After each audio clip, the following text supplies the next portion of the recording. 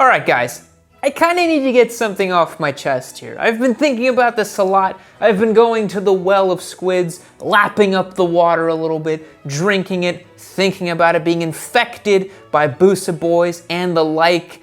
And I kinda wanna talk about Suzuki's lineup of bikes today. This is something I've been thinking about a little bit, and I think we need to kinda talk about it a little bit.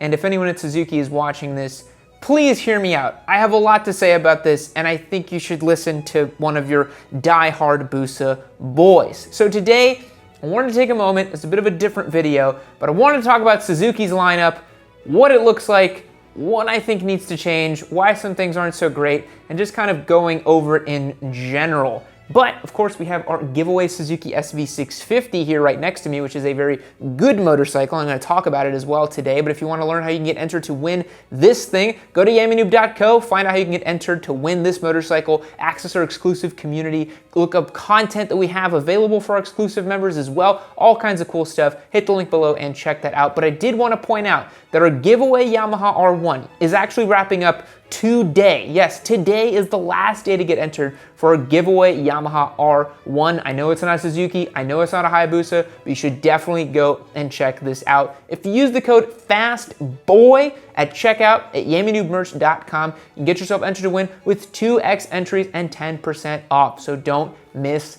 that. Without further ado, let's check out Suzuki's lineup and why it kind of sucks. Okay, so the first thing I did when I was thinking about Suzuki is I went to their website and I looked up all their models and I wanted to see what was going on. For starters, Suzuki's website is garbage. If you look at Yamaha, if you look at Honda, if you look at the other big four, Kawasaki, all those guys, all their websites actually look decent and presentable. Suzuki's website literally looks like it was designed in 2005. So Suzuki, increase the website game, please, it's pretty rough. Also, for some reason, Suzuki has a 2016 Bandit under their official model lineup, and that looks like a motorcycle that was released in 1994. What is going on with that? Someone please explain to me why a Bandit is on Suzuki's lineup. I've not seen a Bandit on showroom floors ever. So someone please tell me. The first thing I want to talk about that I think is super important is that Suzuki doesn't really have a solid beginner bike in their lineup right now. All the other manufacturers are scrambling to figure out how to make the best beginner bike to get more riders into the fold, to get more riders at the top of the funnel and capture them in whatever brand's family they want to be, right? Yamaha's got the MT-03, they got a perfect linear progression for you, set up and ready to go. You get an MT-03, MT-07 or MT-09, then you graduate to the MT-10, MT-10, there's no O in there, MT-10. Suzuki doesn't really have this. They do, however, have 4 different low displacement option motorcycles for you. You can get the Van 200, which is this kind of goofy tractor bike looking thing, big wheel in the back, you know, retro kind of sort of thing. The Van's a funny, interesting little motorcycle, but it's not something I'd recommend to beginners. They also have the DR200, which a lot of you guys might not know is the DRZ's tiny little brother. It's got a lower seat height, more approachable trail bike sort of thing. Again, it's not a motorcycle that is conducive for beginner riders in my opinion, because beyond learning the very fundamentals of riding, you're kind of stuck with what the DR200 can do in terms of its top speed and acceleration and all of that. You also have the TU250X, which you're getting closer to what I would consider a beginner bike in that category, but again, it's extremely slow. It's not very competitive compared to other motorcycles in this segment. It's just not a very good option. And then you have the absolutely wretched GSX 250. Why, Suzuki? Why did you release this updated 250cc model when everybody else has completely wiped the floor with you? You got the MT-03, you got the R3, you got the Z400, the Ninja 400, the Duke 390. You have tons of amazing beginner bike options right now, and the GSX 250 just doesn't do anything for anybody. So although Suzuki has a ton of low displacement options street bikes, none of them are really that good in my opinion. Now, that's not to say they're not fun motorcycles. The DR200 is probably a ton of fun to chuck around trails. The Van's a very unique little bike, but if Suzuki wants to capture more riders and wants to get more people into that Suzuki GSX-R squid life, they gotta get the beginner bike thing right. So Suzuki, I'm gonna have some points for you later in this video about how you can get that beginner bike a little bit better. In terms of sport bikes, Suzuki has tons of racing pedigree, tons of history for their GSX-R lineup. The 750 used to absolutely crush it in all kinds of races, so you would think that the Suzuki lineup right now is currently killing it and crushing it. Well, yes and no. GSXRs are still extremely competitive motorcycles. The 1000s are really competitive, the 600s are really competitive. Brandon Altmaier, Fast Boy Extraordinaire, keeps telling me I need to buy a GSXR and then I'm gonna reduce my lap times by 5 or 6 seconds. I don't really believe him. It sounds like I need a rider mod more than a bike mod itself. But the GSXR is still a legendary platform. However, it's starting to get really long in the tooth. If you look at something like the GSXR 750, that bike's been basically the same for almost 13 years now, I think. The GSXR 1000, even though it's got all the newest and latest greatest tech and electronics and features, it's still not quite up to snuff in terms of what consumers are expecting from a top-of-the-line superbike. Things like the R1 has the TFT display, the Ducati V4S has all kinds of cool rider modes and electronics, and it's just a little bit more fancy with the Farkles and all that. The GSXR 1000 is a bit more pared down, and I have a couple suggestions of what Suzuki could do to improve their leader bike game. Even though the leader bike that they have is pretty stout and robust, I do think that they could tweak a few things here and there to make it more enticing to the current leader bike consumer. And then of course you have the GSX 1300R, the Hayabusa. It's been basically unchanged since the Gen 2 in 2008. It still features the same 1340cc engine, makes like 196 horsepower. It's still the big bad Hayabusa, but I have a pretty radical suggestion at the end of this video that Suzuki could do to the Hayabusa to actually make it a little bit more competitive in the current field of hyper bikes that are being sold. The DRZ 400 is a bit of a dinosaur. Not really sure why you'd buy it when the WR250 exists, especially brand new. The DR650 is even worse. That's an even more old bike. Honda does the same thing with their 650 single.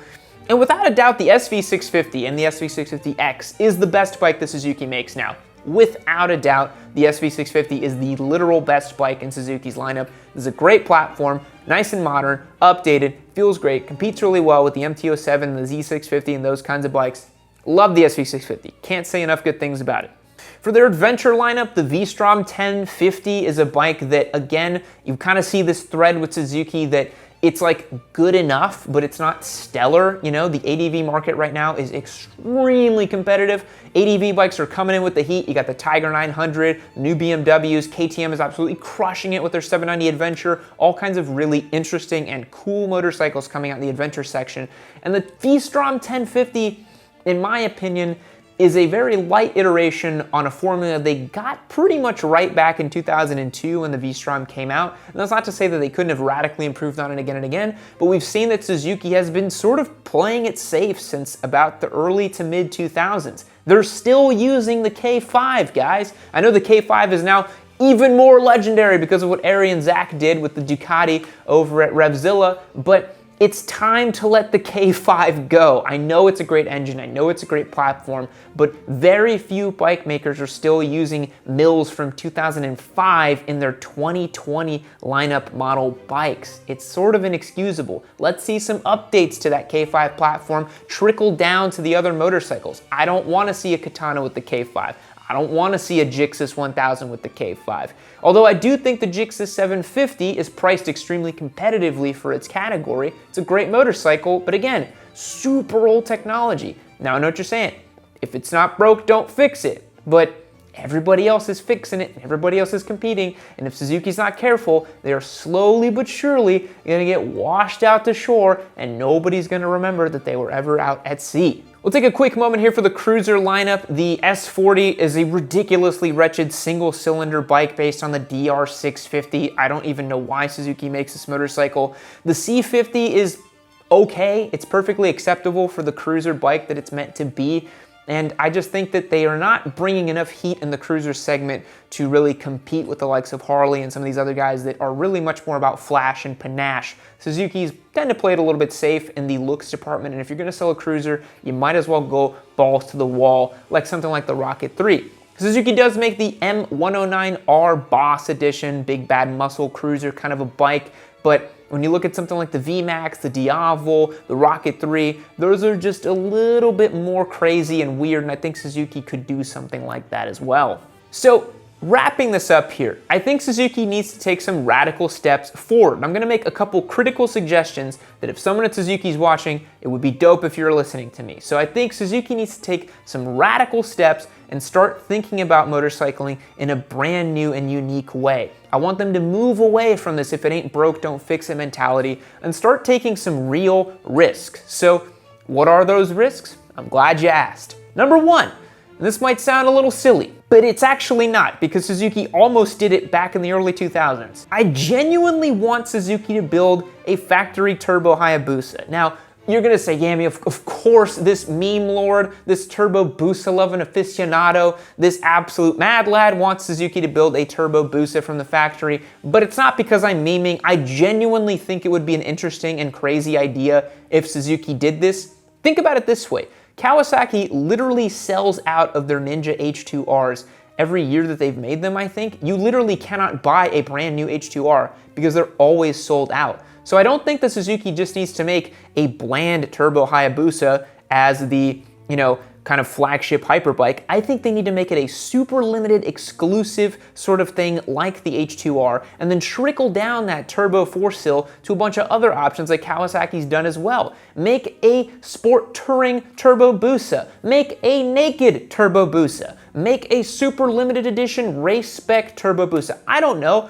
go crazy. And it's not that crazy if you think about it, because Suzuki actually came out with a patent for a turbo bike that was leaked a few weeks ago. They were gonna turbo some small displacement parallel twins. So anything is possible. You gotta dream big. You gotta think radically if you're gonna attract more consumers to your brand. So number one, build a factory Turbo Busa and make it as crazy as you possibly can. Number two, Suzuki should make a Tenere 700 competitor. Suzuki has all the manufacturing chops, they have all the build quality, prowess, they have all kinds of amazing engineering over at Suzuki.